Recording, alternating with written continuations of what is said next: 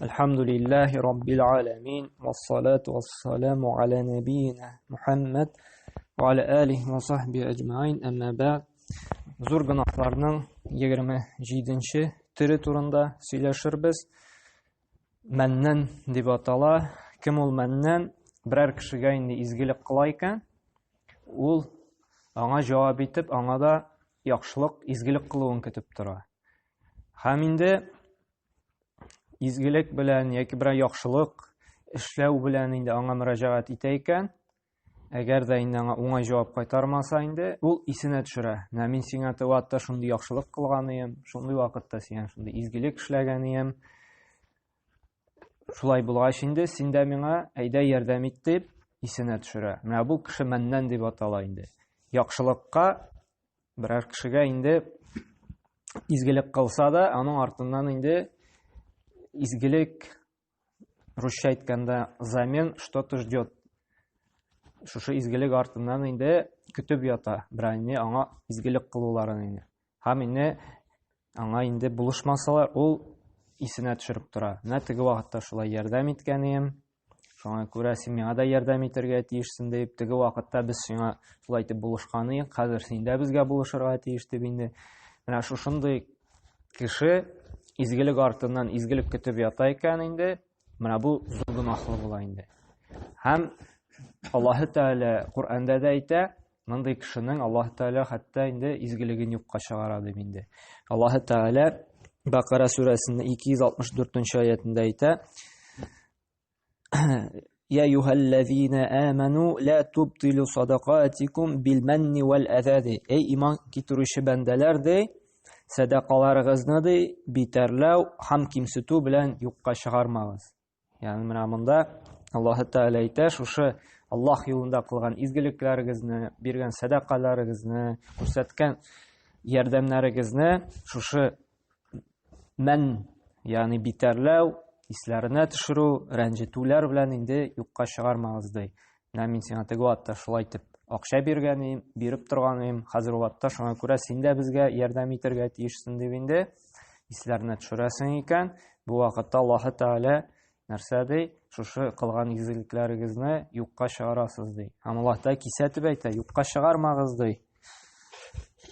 Шуңа күрә менә кешегә инде мөселман кешесе изгелек кыла икән, ул Аллаһ ризалыгына кылырга, Аллаһ ризалыгы өчен кылырга тиеш һәм онытырга тиеш. Кешедән бер нәрсә дә көтәргә тиеш түгел. Ә кемнән көтәргә тиеш? Аллаһ Тәгаләдән көтәргә тиеш. Ярдәм итәбезме, анда садака бирәбезме, берәр мохтаҗга ярдәм итәбезме, берәр нәрсә эшлибезме, анда биреп торабызмы? Нинди генә изгелек булмасын, без һәр вакытта да җавапны, шушы изгелекне, әҗр-савапны көтәргә тиешбез Аллаһ Тәгаләдән генә.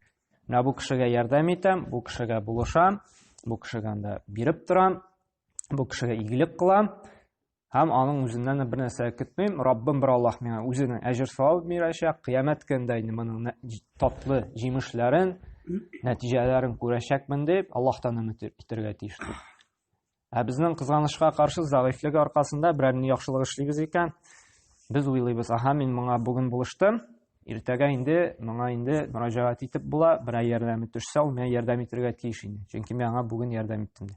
Берәр кеше килә икән: "Аха, бу бик кирәкле кеше, моңа ярдәм итәргә кирәк, үземнең ярдәмем төшсә, аңа да мөрәҗәгать итәсе булыр" дип инде.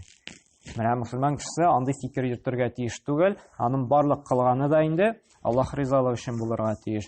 Һәм шулай ук икенче безне куркыта торган һәм безне инде менә мондый сыйфатны үзебездә булдырмас өчен безне тәрбияли торган хадисләр килә. Пәйгамбәр саллаллаһу алейһи ва сәллям әйтә, бу үзе Муслим риваятында килә торган сахих хадисләрдән булып тора инде: "Саласатун ла юкаллимухумуллаху ва ла янзуру илейһим яумал қияма ва ла юзаккихим ва лахум азабун алим" ди. "Ал-мусбилу изаруху вал маннан ва мунфиқу сил'атуху бил халфи казиб" ди. Бу хадисны без алганы йокта инде алдагы дәресләрдә, ләкин тагын бер мәрәхә искә төшереп китәбез. Кыямәт көнендә ди Аллаһ Тәгалә ди өч кеше белән сөйләшмәстә ди, һәм аңа бернинди аклау, ярлыклау да булмаячак ди. Һәм аңа ди каты газап булачак ди кыямәт көнендә. Беренчесе ди исбәл белән йөрүче кеше ди, ягъни изары тубыктан аста булган кеше. Икенчесе шушы мәннән кешегә яхшылык эшли дә һәм өмет итә шушы кешедән инде аңа яхшылык белән җавап кайтаруын. Яки инде исенә төшерә. Сен яхшылык кылганым, әйдә, миңа да булыш. Нәрсә өчен мин сиңа теге вакыттан акча биреп тордым? Нәрсә өчен мин сиңа теге вакытта ярдәм иттем? Оныттыңмы әллә мин сиңа кылган изгелекләрне? Әйдә, булыш миңа дип. Һәм өченчесе дә ялган ант белән үзенең товарын мактап сатучы кеше. Алганы ялган ант бирүче турында дәрестә инде нәрсә дидек? Әгәр дә инде берәр кеше үзенең берәр сәүдәдә товарын сата икән һәм белә, ул аның начар сыйфатлы икән, ләкин аңа карамастан, валлаһи Аллаһ белән ант итәм, менә бу мин бик сыйфатлы, бик яхшы товар, алсаң үкенмәссең дип инде начарны да ялган ант белән саткан кеше инде шушы хәдискә керә инде. Һәм шуңа күрә менә бу сыйфатлардан безгә арынырга кирәк. Һәм икенче хәдистә ул безнең Табараниның Муъҗамил Кабир китабында сахих хәдис килә. Пәйгамбәр саллаллаһу алейһи әйтте: "Саласатун ла якбалуллаху минхум сарфан ва ла адлан, аакун ва маннан ва мукзибун бил кадар." Өч кешенең дә Аллаһы Тәгалә ди фарызында һәм нәфил гамәлләрендә дә кабул итмәс ди. Шуның да беренчесе ди әтиянисен рәнҗеткән кеше ди.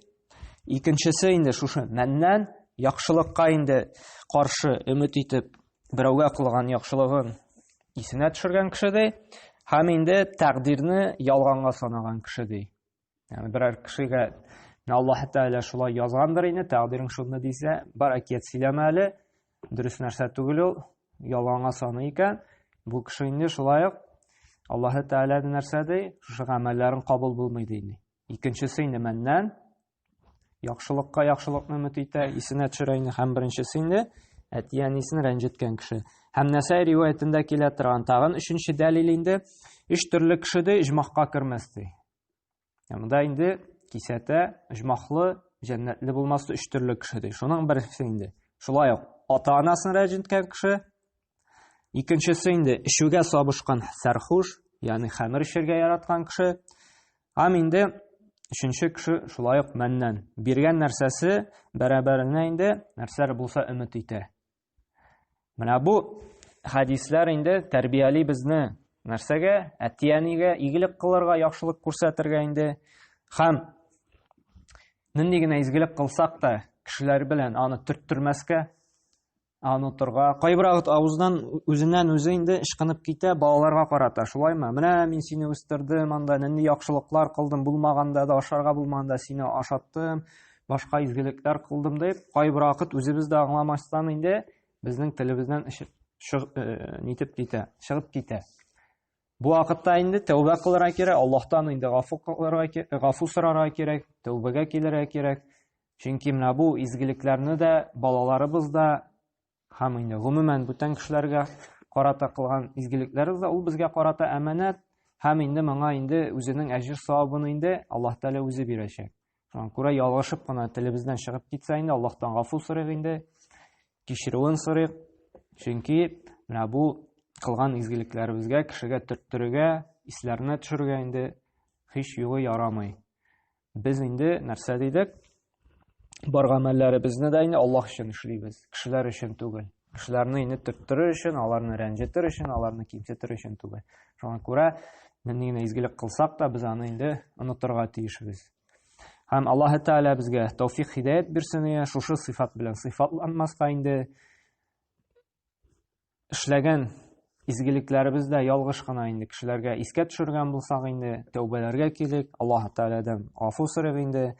Һәм инде Аллаһ Тәгалә үзе генә риза булган гамәлләр кылырга язсын. Менә шушы аят белән, шушы хәдисләр белән инде үзебезнең авырту җаннарыбызны, заиф калпләребезне тәрбияләргә насыйп әйләсен иде.